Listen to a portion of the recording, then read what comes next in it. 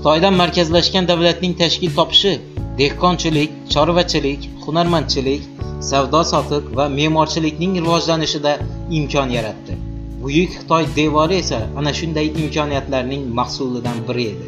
Sin Shi Huangdi o'z davlatini Hun qabilalaridan himoya qilish maqsadida Shimoliy Xitoy bo'ylab qurilgan devorni yanada mustahkamlashni buyuradi. Bu tarixda Buyuk Xitoy devori, Xitoy tilida esa Wan Li Chongchang deya ataladi. Wan Li Chongchang 10,000 li uzunligidagi devor bo'lib, li atamasi Xitoyda uzunlik birligi hisoblanadi. 1 li 400 metrga teng bo'lgan. Devorni qurish ishlari miloddan avvalgi 4-asrda boshlangan.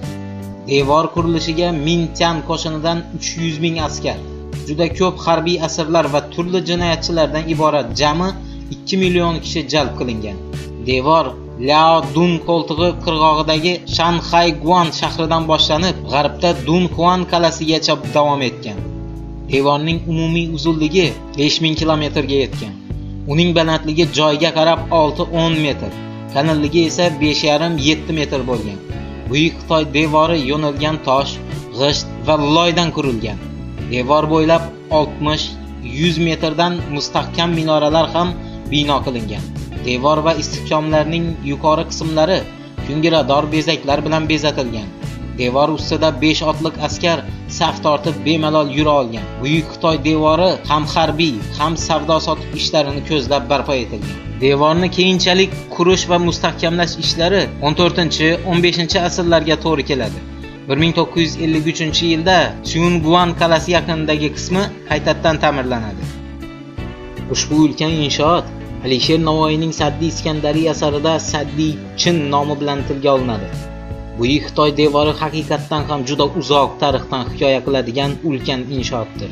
Uni xitoyliklar bir necha asrlar davomida qurishgan. Devor qurishining bunday sekin borishiga sabab esa bir tomondan u vaqtlarda texnikaning rivojlanmaganligi bo'lsa, ikkinchi tomondan ko'chmanchi qabilalar tez-tez hujum qilib, devorni buzib ketishar. Yog'in-sochin va shamollar esa uni nuratib borardi. Bugungi kunda Buyuk Xitoy devori dunyoning eng qadimiy ulkan inshootlari qatorida tilga olinadi. Xitoy Xalq Respublikasining o'z tarixiga bo'lgan e'tibori tufayli endilikda ushbu buyuk inshoot turistlarning eng sevimli maskanlaridan biridir.